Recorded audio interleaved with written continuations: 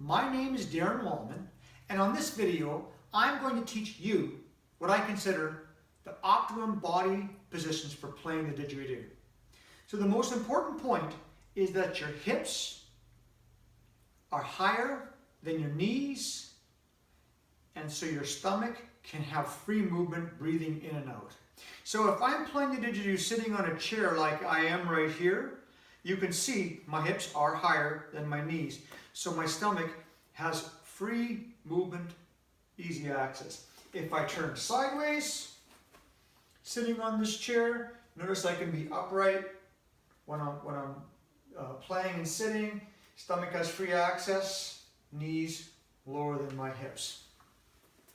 So that's kind of the main point, is that your hips are higher and your knees are lower sitting on a chair. Now, if my chair was small, maybe you go to an event or you're playing on a chair that's small, as soon as I sink this chair down, now my knees are actually higher. It's almost like I'm bent over a little bit. And when my knees are higher than my hips, it scrunches up my belly a little bit. And I don't have as much expansion and movement in my belly, so it's going to actually hinder my playing a little bit.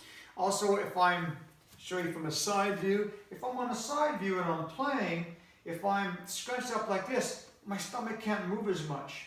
I also want to make sure that I'm sitting upright, that I'm not bent over like so, playing the didge. I've actually got a didge here. If I'm playing,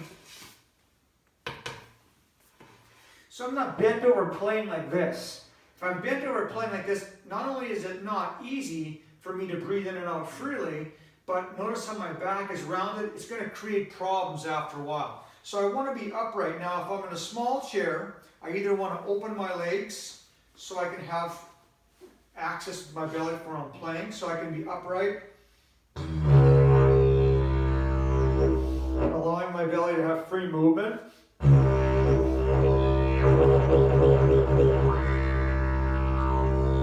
Or I want to drop my knees down so everything opens up, and again, I get a position that I feel fairly comfortable with, upright as possible. From a front view, again, I'm on the low chair, so I either open my legs up so I can have room to move my belly and breathe, so my spine can be upright, or I drop my legs down.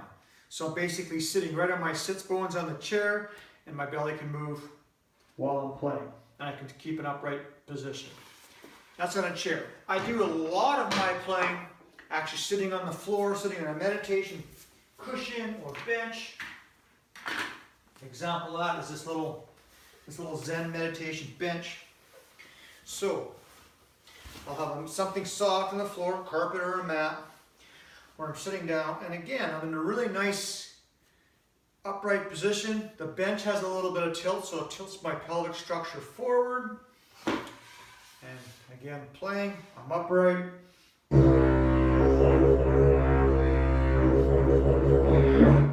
So it's very, very easy to keep a nice upright posture. This also strengthens the body. With a proper posture, the body gets strengthened, and it's very helpful in aligning the energy when you're playing the didgeridoo. If you're bent over or posture, you're not in as good as alignment to have the energy flow through you, and do this for many, many years. Over time, it's going to build up. You're going to create a problem. So you want to have the correct posture, so that's going to have a building up effect of strengthening your body and increasing your energy, as opposed to having a poor posture where the accumulative effect is negative. So another way that I'll play, whether I'm sitting on a meditation cushion or a bench, again, I simply drop my legs down. So now I have weight on my sits bones, my pelvic is pointed down forward, opened up, belly has nice movement. I also have some weight on the bottom of my shins and knees for playing.